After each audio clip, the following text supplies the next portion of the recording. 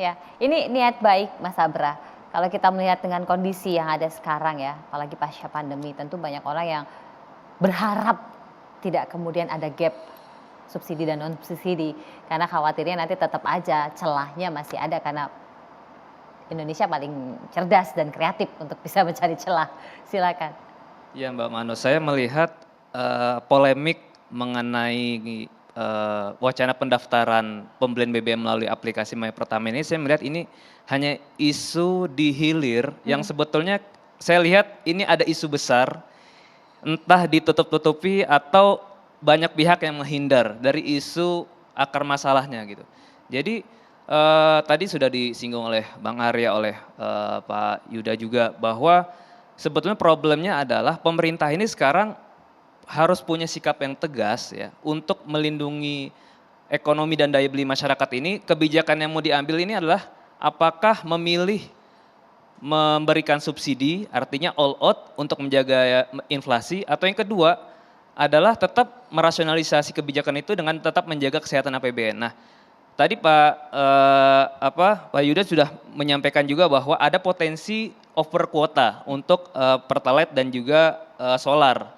Nah, itu tadi dari sisi potensi over kuota, dari catatan saya juga sampai Mei ini ya, itu misalnya untuk Pertalite itu sudah hampir 70% lebih mendekati kuota. Solar pun mendekati 90%. Jadi saya melihat justru Udah 90%. hampir 90%. Padahal masih bulan Juni. Iya, sudah bulan Mei gitu, akhir Mei. Oh, oke. Artinya memang ini sebetulnya kondisi yang cukup krusial ya. Saya melihat ini Pertamina sebetulnya terdesak yang melakukan terobosan ataupun inovasi untuk mengeluarkan kebijakan seleksi konsumen BBM bersubsidi, karena memang Pertamina saya melihat tersudut karena satu sisi mereka harus melayani masyarakat karena diberi penugasan ya untuk memenuhi pasokan BBM, tetapi di sisi lain mereka terbatasi dengan jatah kuota BBM bersubsidi.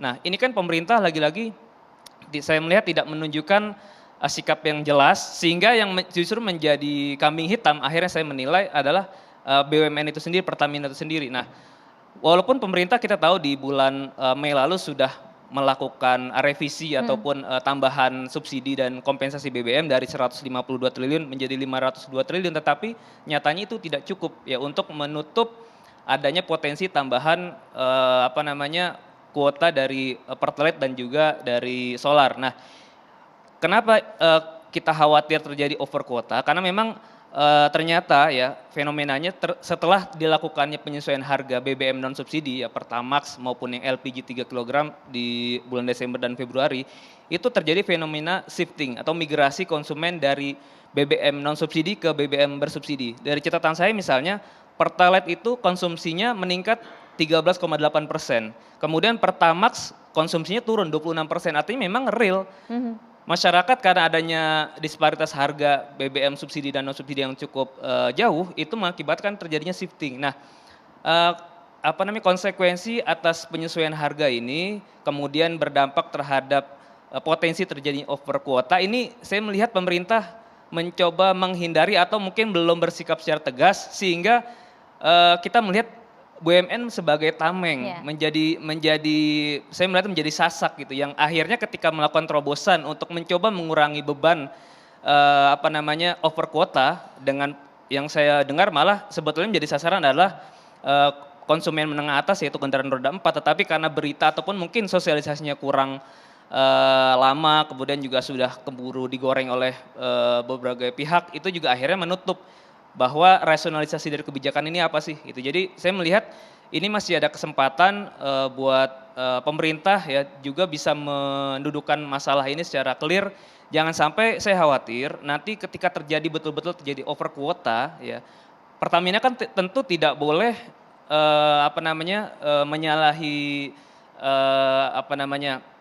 core bisnisnya untuk tetap mendapatkan keuntungan. Artinya ketika kuotanya sudah habis, tidak mungkin Pertamina menanggung rugi. Karena bentuknya adalah perusahaan. Betul, karena kan tetap harus ada bisnis orientasinya juga gitu. Jadi pemerintah harus jelas ketika ini kondisinya sudah cukup darurat, harus diputuskan segera untuk apakah ditambah kuota Atau kalaupun mau subsidi, saya pikir ini subsidi semi tertutup juga nanggung. Jadi pemerintah sebetulnya sebelum COVID-19 itu sudah lama mewacanakan dilakukannya Iya. transformasi subsidi secara tertutup.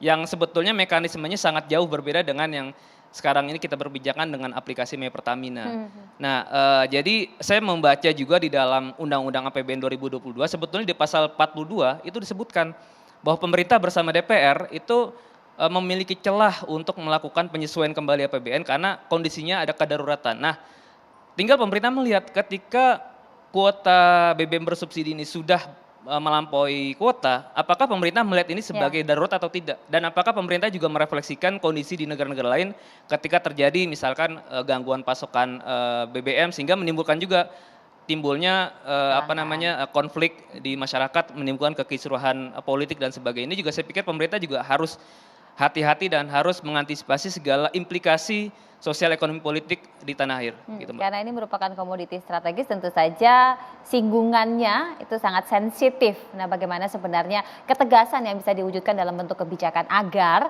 nggak nanggung, yang kalau terus-terusan tanggung pasti akan berdampak pada APBN kita. Saat lagi kita akan lanjutkan, tetaplah bersama kami.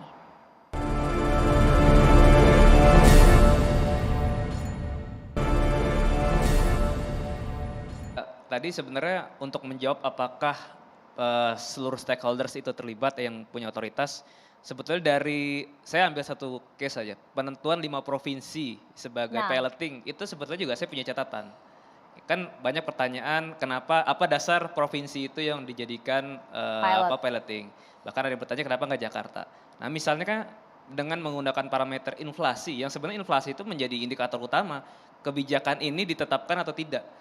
Yang menarik di Yogyakarta yang menjadi piloting itu justru inflasinya Rendah. tinggi, Oh, tinggi. tinggi. Di catatan saya sampai Mei itu inflasinya 4,8% year to year. Bahkan untuk inflasi transportasi itu 7,8%. Artinya, Artinya dan ini lebih tinggi dibandingkan Jakarta. Jakarta inflasinya di bulan Mei itu hanya 2,27%, transportasinya hanya berarti kalau itu 4,3%. nanti diterapkan di sana bisa jadi Artinya ya membuat ini makin ini tinggi sebagai lagi. catatan untuk di Yogyakarta kemudian di Manado itu inflasinya cukup tinggi. Artinya saya memberikan catatan bahwa dalam hal penentuan lokasi piloting ini pun ini masih ada resiko gitu. Dan itu satu. Yang kedua dalam hal pendaftaran tadi juga sudah disampaikan ini memang menjadi transisi menuju nanti subsidi tertutup.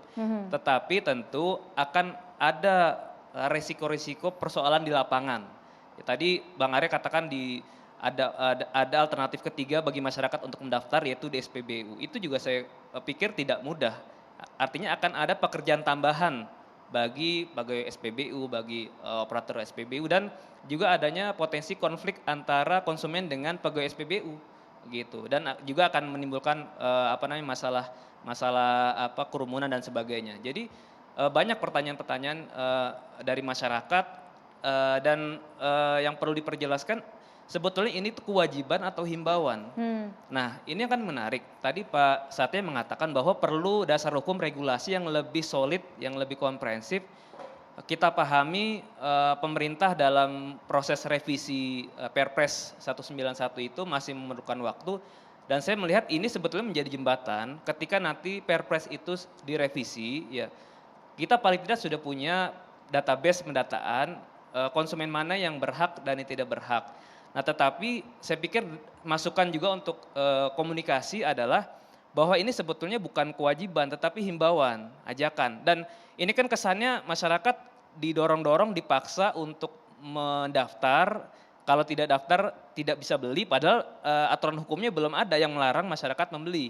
Kemudian yang kedua saya pikir masyarakat kita akan lebih menerima kalau sifatnya itu kayak promosi. Jadi saya membayangkan masyarakat diberikan promo-promo, entah berbagai promo apapun dari Pertamina maupun BUMN lain untuk mendaftarkan diri, mereka mendapatkan benefit, mendapatkan manfaat dari pendaftaran itu sehingga orang berbondong-bondong. Sama saja kayak dulu kan vaksinasi masyarakat awal-awal resisten, tetapi ketika ada misalnya bantuan minyak goreng dan sebagainya masyarakat akhirnya menerima. Nah, saya pikir ini juga menjadi hal yang harus dilihat psikologis masyarakat.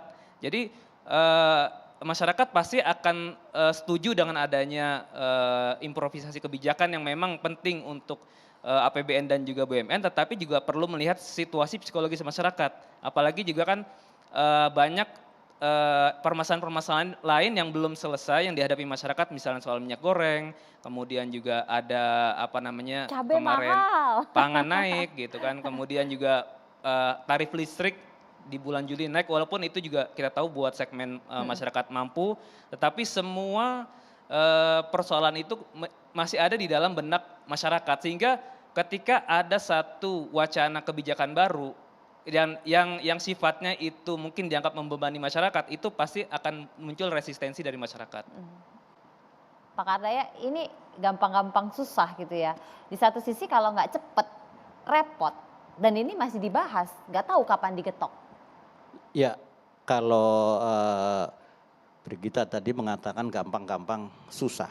Kalau saya mengatakan susah-susah sulit. Susah-susah sulit, berarti Iya. susah banget. Iya, susah-susah sulit karena gini. Ini sudah mulai dibicarakan lebih dari 5 tahun mengenai ini. Oh sudah lebih 5 Iya, tahun. iya mengenai program ini segala macam itu.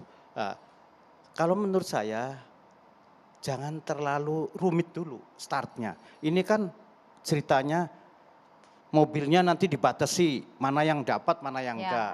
Lalu orangnya dibatasi, satu aja kalau menurut saya orangnya saja. Kalau orang ini berdasarkan data yang ada di Bappenas, di Kementerian Sosial bahwa dia masuk dalam kategori katakanlah ini, oke itu dikasih. Nah lalu setelah dikasih dia wajib kalau mau minta menyampaikan kendaraan yang dimiliki. Lalu pilih, kalau punya motor sama mobil, mau pilih motor atau pilih mobil, itu sederhana. Jangan dibatasi, misalkan, loh dia pakainya cc-nya 5.000 cc gitu, biarin aja. Kalau pakai cc yang 5.000 cc 2 hari habis dalam sebulan kan dia akan jadi didiklah masyarakat itu menjadi rasional gitu. Tidak, harus ini, harus ini, harus ini. Itu. Tapi kalau cc-nya dibatasi, ininya batasi. Jadi semuanya itu pembatasan gitu. Itu kalau menurut saya yakin ini tidak bakal terlaksana. Yang kedua, angkanya itu berapa targetnya itu? Targetnya itu berapa? Penurunannya dan naik Iya, harganya. tanya di Bappenas, orang yang miskin itu berapa sih? Tanya di polisi, mobil motor tuh berapa? Lalu disinkronkan pasti bisa dicari angkanya. Oh sekian akan dapat sekian. Jangan mobilnya di Iya, harga 1 iya. M pakai Jadi kalau Pertalite menurut juga saya gitu kan ya. yang namanya kebijakan kalau mau berhasil 100% sulit. Paling tidak ada dampaknya. Dampaknya itu lebih bagus. Nah, yang paling ditakutkan selalu kalau dalam hal BBM begitu berat lalu ada antrian di SPBU, pasti dari pusat ini langsung. Dan itu bisa terjadi. Karena apa? Di daerah tuh misalkan pakai internetnya jelek. Lalu orang yang jaga SPBU tuh mungkin di Jakarta masih ini. Tapi kalau di daerah itu pendidikan dan ini jangan terlalu bahwa dia dianggap orang yang pintar atau orang yang bisa. Itu. Jadi kalau menurut saya ya yang sederhana saja, dapatnya lebih sedikit nggak apa-apa asal aman, lancar, tidak menimbulkan gejolak. Karena ini yang diatur adalah masalah BBM. BBM itu rumusnya harus ada.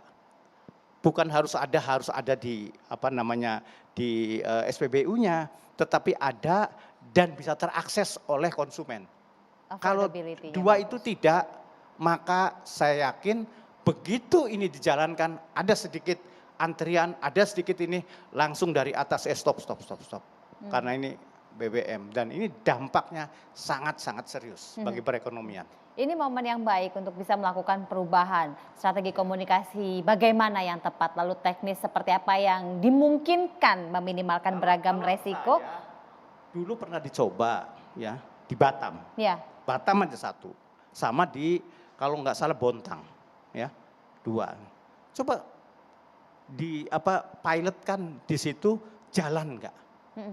Kalau sudah jalan baru kembangkan. Kalau misalkan di situ tidak jalan, ya udah stop gitu. Pakai cara yang lain. Itu akan kalau menurut saya dampaknya akan lebih sedikit daripada langsung dijalankan lalu tiba-tiba ini. Jadi Sekali lagi, itu. dampaknya. Itu tadi di garis bawahi, di underline, di bold, dan dicetak miring oleh Pak Kardaya. Nah, bagaimana meminimalkan dampak itu saat lagi tetap bersama kami.